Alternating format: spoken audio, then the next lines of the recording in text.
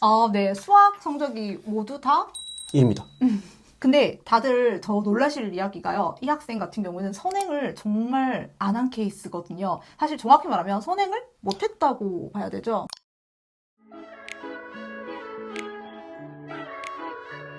안녕하세요. 셀라쌤입니다. 오랜만에 오늘 합격생 우리 인터뷰를 한번 진행해 보려고 하는데요. 오늘 학생이요. 이 인터뷰를 위해서 춘천에서 대구 있는 스튜디오까지 멀리서 왔는데요. 바로 한림대 의대생입니다. 그래서 한림대 의대를 어떻게 가게 되었는지 제가 오늘 정말 다양한 질문들을 준비했거든요. 진짜 힘든 지방 일반고에서 학생이 합격한 스타일이라서 정말 우리 구독자님들한테 알려드리고 싶더라고요.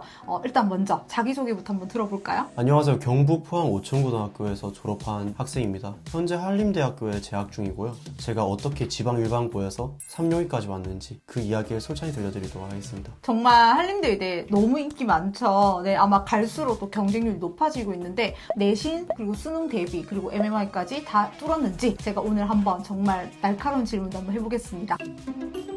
먼저 아마 학생들이 가장 궁금한 거는 우리 선배님의 최종 내신일 것 같은데요. 내신이 어떻게 되나요? 제 최종 내신은 1.4 정도였습니다. 사실 놀라실 거예요. 아마 대부분 1.0이거나 1.1이겠지라고 생각했지만 지방 일반고에서 1.4대이기 때문에 사실 정확히 말하면 1.4X거든요. 네. 근데 또 이 학생이요. 또 생기부를 보면은 처음부터 의대를 생각한 건 아니었죠. 네, 그렇습니다. 그때 처음엔 우리 만났을 때 약대부터 시작을 했었었죠. 네. 제가 처음에는 약대를 기준으로 세웠는데 뭔가 고1 때 끝나고 한번 성적을 토파 보니까 이 정도면 의대도 한번 노려볼 만 하겠다 라는 생각이 들어서 의대에 지원하게 됐습니다. 네, 맞습니다. 처음 만났을 때는 그냥 뭐 약대 가려고요 했던 학생이었거든요. 근데 점점 성적이 좋아지다 보니까 3학년 생기부에 거의 의대로 완전 이제 집중을 해서 준비를 했었고 고1, 2때까지는 사실 약학도 아니고 생명 관련해서만 생기부를 좀 준비한 케이스였습니다. 맞죠? 네, 그렇습니다. 그러면 우리 학생이 가장 또 잘했던 과목에 대해서 이제 보려고 하는데 우리 학생이 사실 제일 잘한 과목이 뭐였죠? 저 수학이었습니다. 네. 수학 성적이 모두 다? 1입니다. 맞습니다. 지금 당당한 눈빛 보세요. 우리 학생이 사실 수학 과목은 올 1.0이었거든요. 대단한데요. 근데 다들 더 놀라실 이야기가요. 이 학생 같은 경우는 선행을 정말 안 한 케이스거든요. 사실 정확히 말하면 선행을 못했다고 봐야 되죠? 네, 그렇습니다. 네, 왜 그랬죠?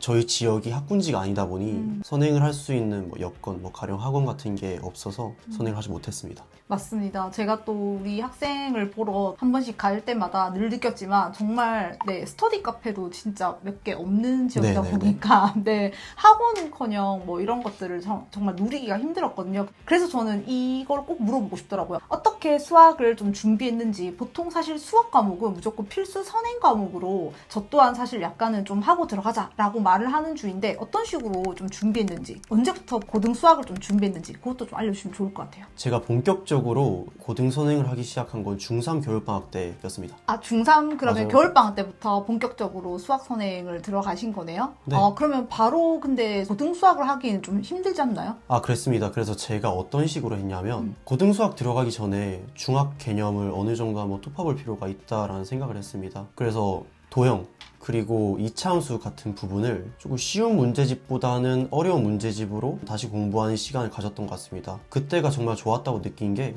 특히 이차함수 같은 경우에는 나중에 방정식, 부등식으로 발전할 가능성도 있는 거고 공통수학뿐만 아니라 대수 그리고 미적분 원에서도 자주 쓰이는 거기 때문에 좋은 시간이었다고 생각하고 있습니다.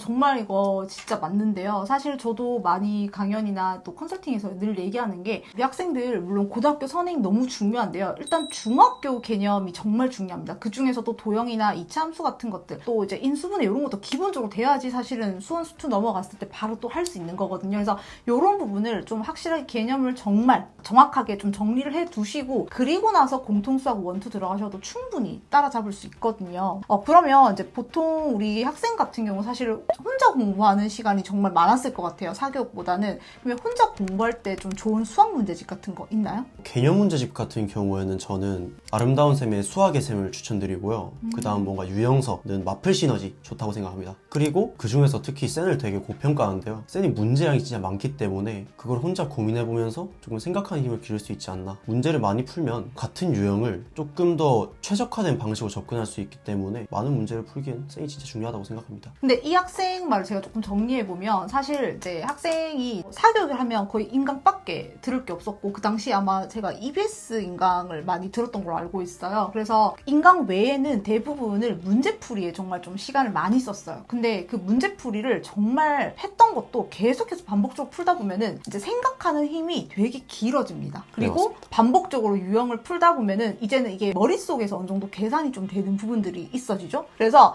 저는 진짜 학생들이 지금 특히 우리 예비고 학생들은 지금 겨울방학이 제일 정말 생각하는 힘을 기를 수 있는 어떻게 보면 또 마지막 시기일 수도 있거든요. 사실 이제 고등학교 본격적으로 들어가면 계속 내신이기 때문에 그래서 지금 이런 방법을 좀 많이 써보시면 좋을 것 같아요.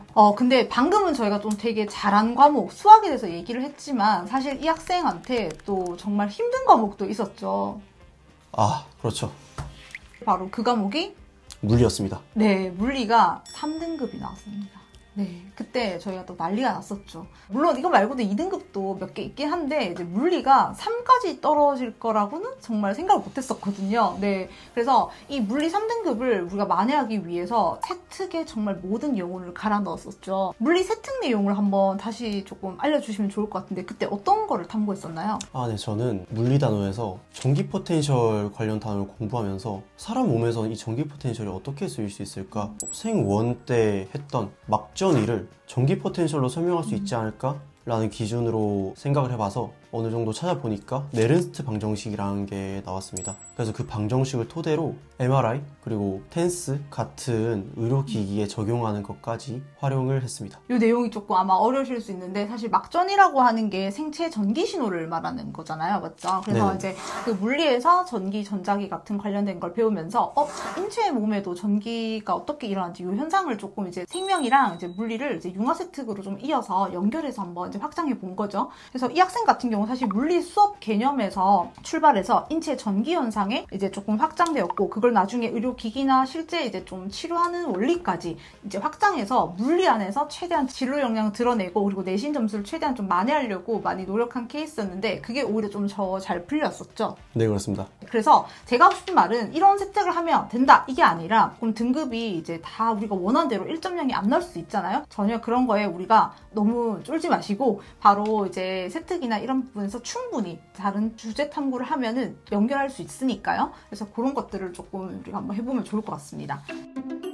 근데 대부분 사실 일반고 학생들이 저한테 제일 많이 묻는 것 중에 하나가 선생님 동아리 활동 몇 개예요? 동아리 활동 어떤 거 해야 돼요? 그리고 실험 뭐 해야 돼요? 이런 거 많이 묻는데 사실 요즘에는 대부분 동아리 세특 보면 실험으로 거의 가득 차 있거든요.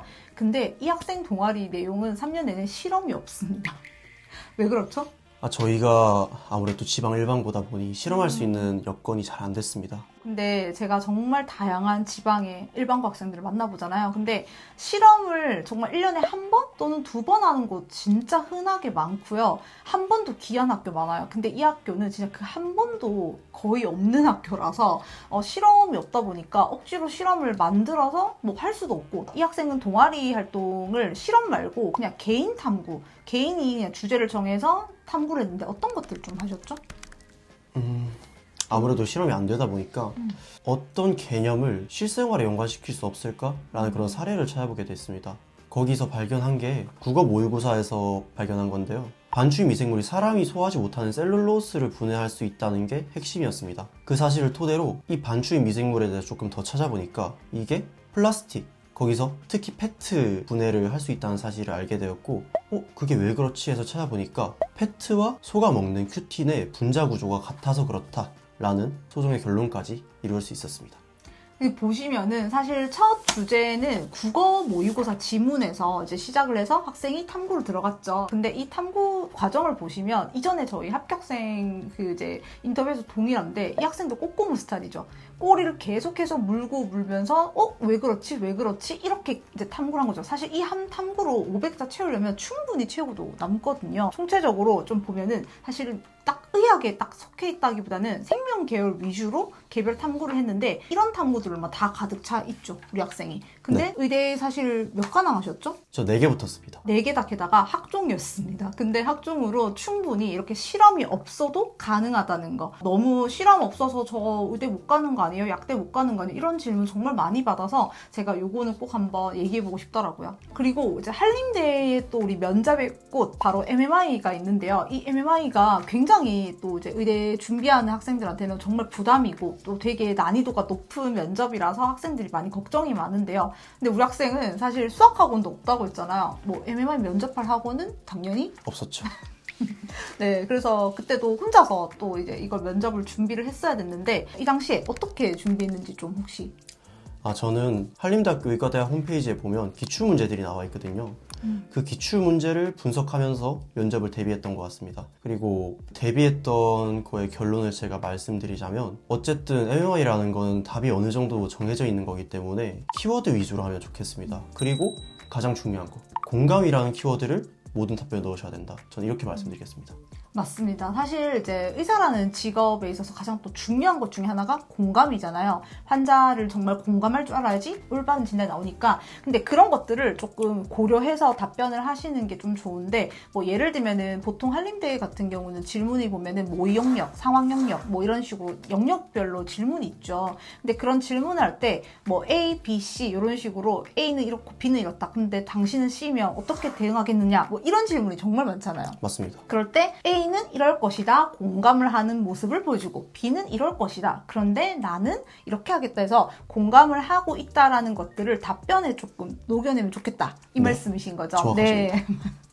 네, 맞습니다. 그리고 사실 제가 늘 MMI 준비할 때 이제 학생들한테 말해주는 게 막상 가보면 학생들이 다 긴장을 해요. 근데 MMI는 한 방에서 하는 게 아니라 여러 방에서 이제 면접을 진행하잖아요. 그러니까 어때요? 정말 좀 혼동되고 긴장되고 그렇죠. 근데 정신이 없죠. 근데 그럴 때일수록 기출 문제 풀면서 이제 연습했던 걸 바탕으로 키워드를 통해서 말하는 게 진짜 중요한 것 같습니다. 맞습니다. 학생들이 자꾸 통 문장을 그대로 답변 나 이렇게 해야지 하고 준비를 하는 경우가 진짜 많은데요. 근데 그거 막상 현장 가면 못 써먹거든요. 그래서 키워드 위주로 이런 식의 문제가 나오면 난 이렇게 대답해야지 하고 키워드 위주로 일단 암기를 하시고요. 그 방마다 답변을 그거에 맞게끔 하시는 게 훨씬 더 나을 거예요. 그리고 우리 학생이 했던 말 다시 제가 좀 정리를 좀 해드리면 MMI에 대한 기출문제는 다 나와 있어요. 근데 기출문제 보시면요.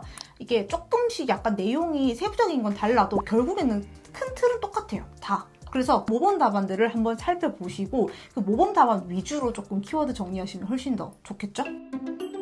내신이랑 수능 최저 준비를 다 같이 한다는 게 정말 쉽지가 않잖아요. 근데 이 정말 극상의 내신 그리고 이 극헬의 또 수능 최저 준비를 동시에 매일 해야 될 텐데 일단은 이런 것들을 좀 잘하려면 본인만의 어떤 방법이 있나요? 기본적으로 저는 플래너 쓰는 게 진짜 중요하다고 생각해요. 플래너를 쓸 때는 이제 월, 주, 일 단위로 하는데요. 월은 연간 커리큘럼처럼 내가 이때부터 내신을 준비하고 혹은 이 전부터는 모의고사 준비를 하겠다.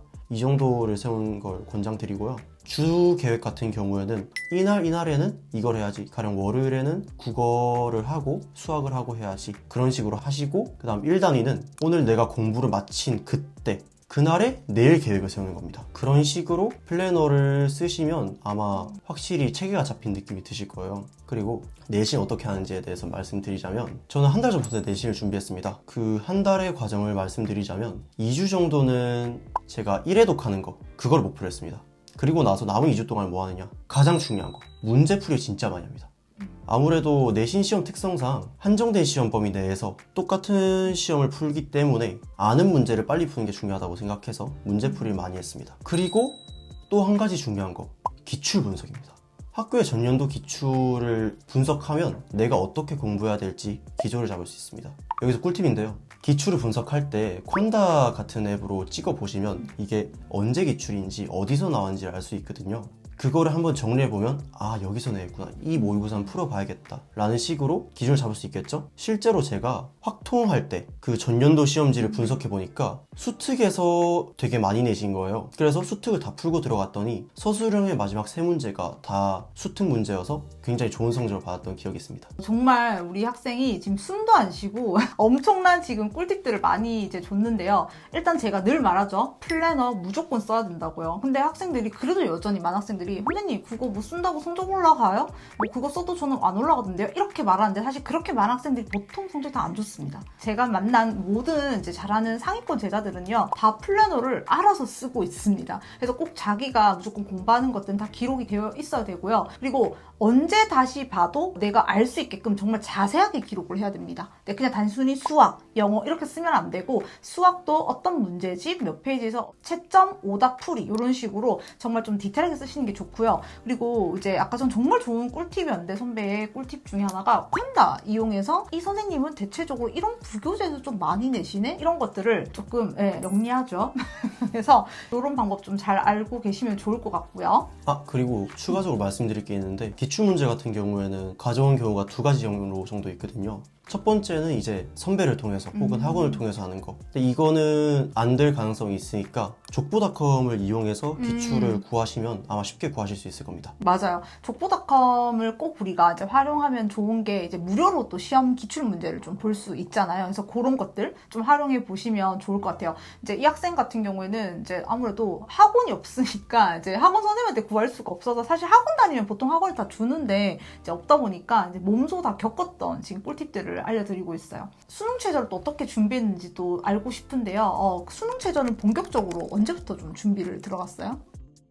본격적으로 준비한 건 2달 전부터지만 고2 겨울방학 때부터 뭐 수학 같은 경우는 계속 문제 한 3-4시간 정도 하루에 할애를 하고 영어는 감유지 그리고 국어는 매일매일 비문학 어느 정도, 문학 어느 정도 푸는 걸로 연습을 했던 것 같습니다. 그리고 학교에서 수업시간 통째로 자습을 주기 시작한 한 2달 전부터는 어떻게 했냐면 저는 수능 시험 시간에 제 몸을 맞췄습니다. 그래서 한 아침 일찍 진짜 7시쯤에 등교를 해서 뭐 실제로 예열지문 풀어보고 모의고사 시간표 대로 국어 풀고 수학 풀고 다 했습니다. 그리고 한 3-4시쯤에 끝나면 저녁 먹기 전까지 제가 푼 모의고사를 분석하고요. 저녁 먹고 난 후에 딱 잠이 올 그때 친구들하고 만든 스터디 그룹에서 서로서로의 풀이를 분석하고 뭔가 공유하는 그런 과정을 하면서 실력이 많이 늘었던 것 같습니다. 저는 그때 이 학생이 스터디 그룹을 만들어가지고 이제 나름대로 학교에서 공부 좀 열심히 하는 친구들이었거든요. 그래서 그 친구들끼리 같이 모여서 이제 그 시간 잠이 오니까 이제 애들끼리 모여서 각자 잘하는 주력의 과목들을 담당을 했죠. 그래서 이 학생 당연히 또 수학이었고 그래서 각자 그날 모의고사 풀었는 거 중에서 가장 어려운 문제를 맡아가지고 친구들한테